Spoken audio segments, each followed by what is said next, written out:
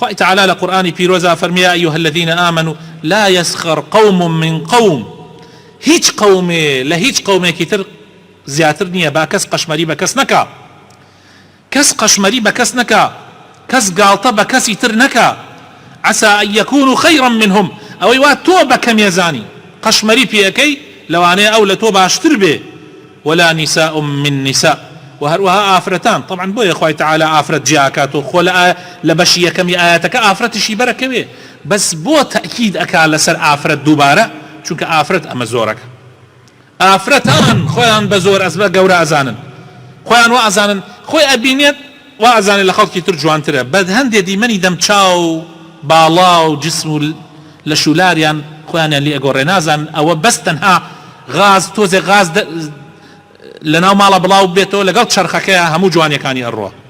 مرۆڤ چییە؟ مرۆڤ تۆ خۆتت لێ گۆڕاوە. یا شانازیکردن بە بنەماڵەوە، خوای تعالی ویستی لەسەر بێ بە لەحظەیەک بنەماڵەکەت دێنێت لەسەرەوە ئەهێنێتە خوارەوە. بە چیەوە شانازیەکەی؟ بە دەوڵەمەنیەکەتەوە، بە پارە و پولەکەتەوە.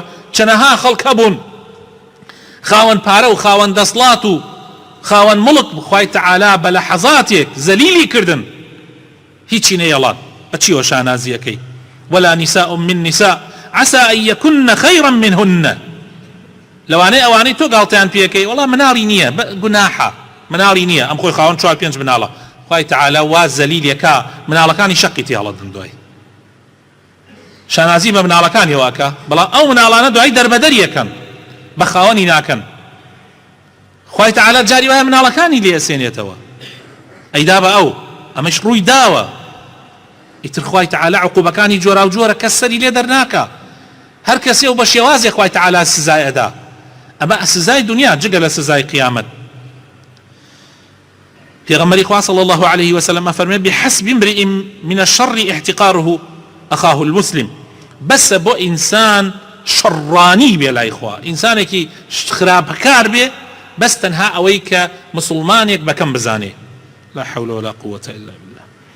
لە صحیح ئیمامی مسلم هاتووە پێغەمبەر فەرمێ صلی الله عليه وسلم رب أشعث أخبر ذي طمرين مدفوع بالأبواب لو أقسم على الله لأبره.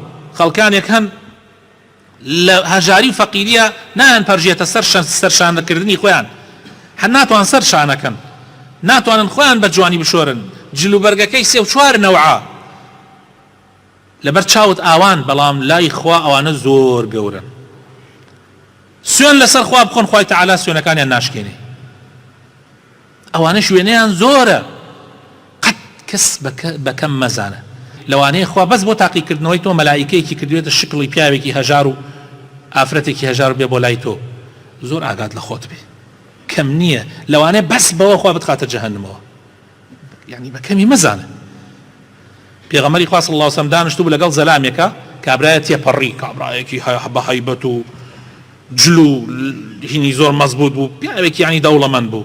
پێغەمبەر صلی الله عليه وسلم فەرمی ئەمە چۆن زەلامێکە؟ وتی والله ئەمە زەلامێکی زۆر مهمە لە ڕئیس عەشرەتەکان دەمسبیەکانی قەومی خۆیەتی، و ئەمە ئەگەر بڕاتە داوای ژن حەقە ژنی پێ بدرێ، ئەگەر بڕات بکە واستە بکە بۆ یەکی ئەبێ واستەکەی جێبەجێ بکرێ. پێغەمبەر صلی الله عليه وسلم بێدەنگ بوو، کابرایەکی تری فەقیر و هەژار کەلپەلێکی عادی لەبەریا بوو، فەرمووی ئەمە چۆن زەلامێکە؟ فەقیر و هەژارێک ئەمە هیچ نییە، ئەمە ئەگەر بڕاتە داوای ژن کەس ژنی پێ نادا و ڕێزی ئەوەی نییە، و ئەگەریش تکا بکە واستە بکە کەس واستەکەی قبول ناکە. پێغەمبەری خوا صلی الله عليه وسلم فەرمووی دەی بزانە ئەوەی وا تۆ بەکەمت زانی، یەک دانە لەوە بەقەدەر هەموو سەرزەوی لەوەکەی تر بەڕێزترە لای خوا، بە شکڵ نییە، لە شولار نییە، بە جلوبەرگ نییە، بە سیارەی ژێری نییە. ئەمانە هیچ لە ئیسلامە ئەمە ناخواتەوە.